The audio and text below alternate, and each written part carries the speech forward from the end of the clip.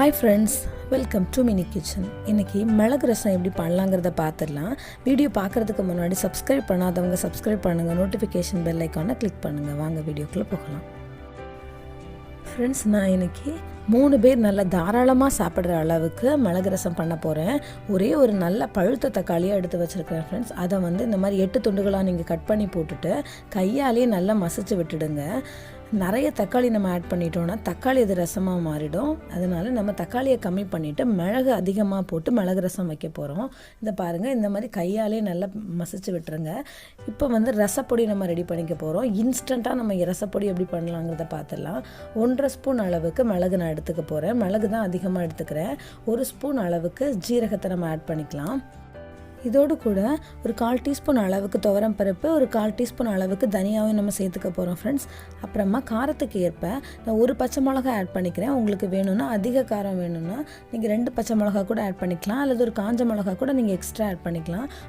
இதோடு கூட ஒரு சின்ன துண்டு இஞ்சி, கொஞ்சமாக கருவேப்பிலை, கொத்தமல்லி இலைகளை கிள்ளி வச்சுட்டு அதோட தண்டுகளை இதோட கூட ஆட் பண்ணி குறைன்னு அரைச்சி எடுத்து வச்சுக்கலாம் ஃப்ரெண்ட்ஸ். நம்ம அரைச்சி வச்ச ரசப்பொடியை இப்போ தக்காளியோட சேர்த்துக்க போகிறோம் ஃப்ரெண்ட்ஸ். நான் ஒரு நெல்லிக்காய் சைஸ் அளவுக்கு புளியை ஆல்ரெடி ஊற வச்சு எடுத்து வச்சுருக்கிறேன். அந்த தண்ணியை வடிகட்டி இந்த ரசப்பொடியோடு நம்ம கலந்துக்க போகிறோம். இது எல்லாத்தையும் நம்ம கலந்து வச்சுட்டு நம்ம அடுப்பில் கடாய் வச்சு ரசம் தாளிக்க போகிறோம் ஃப்ரெண்ட்ஸ். அதுக்காக நான் அடுப்பில் கடாய் வச்சுட்டு 1 ஸ்பூன் அளவுக்கு ஆயில் ஊற்றிருக்கிறேன். ஆயில் சூடான பிறகு ஒரு 1/4 டீஸ்பூன் அளவுக்கு கடுகு நான் ஆட் பண்ணிக்கிறேன். கடுகு லைட்டாக பொரியும் போது ஒரு 1/4 டீஸ்பூன் அளவுக்கு ஜீரகத்தையும் நான் இதோட கூட ஆட் பண்ணிக்கிறேன்.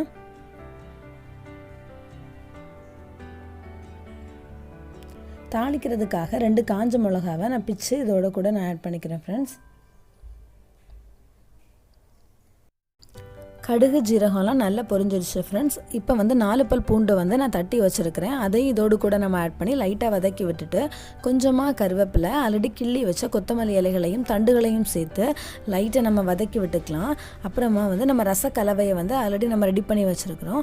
அதையும் இதோடு நம்ம ஊற்றிட்டு நல்லா கொதிக்க விடாமல் கொஞ்சம் நுர வர வரைக்கும் நம்ம இதை நல்லா சூடு பண்ணி நம்ம இறக்கிடலாம் ஃப்ரெண்ட்ஸ். இப்போ அதையும் நம்ம இதோட கூட கலந்துக்க போகிறோம். இந்த மாதிரி மிளகு ரசம் வாரத்தில் ஒரு நாளாவது நம்ம செஞ்சு சாப்பிட்றதுனால நம்மளோட நோய் எதிர்ப்பு சக்தி மட்டும் அதிகப்படாமல் நம்முடைய சளி தொல்லைகளும் சீக்கிரமாக சரியாயிடும் ஃப்ரெண்ட்ஸ். இப்போ இதோட கூட நான் 1/4 டீஸ்பூன் அளவுக்கு மஞ்சள் தூளும் கொஞ்சமாக பெருங்காயத்தூளும் நான் ஆட் பண்ணிக்க போகிறேன்.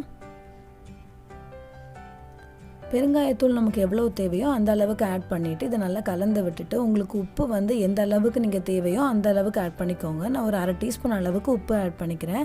இப்போ பாருங்கள், ரசம் நல்லா கொதிக்காமல் மேலே லைட்டாக நுர லைட்டாக ஒரே ஒரு இடத்துல மட்டும் கொதிக்க ஆரம்பிச்சிருக்கு. இப்போ அடுப்பை ஆஃப் பண்ணிவிட்டு இதை நீங்கள் சர்வ் பண்ணிடலாம். இப்போ ரசம் சூப்பராக ரெடி ஆயிடுச்சு.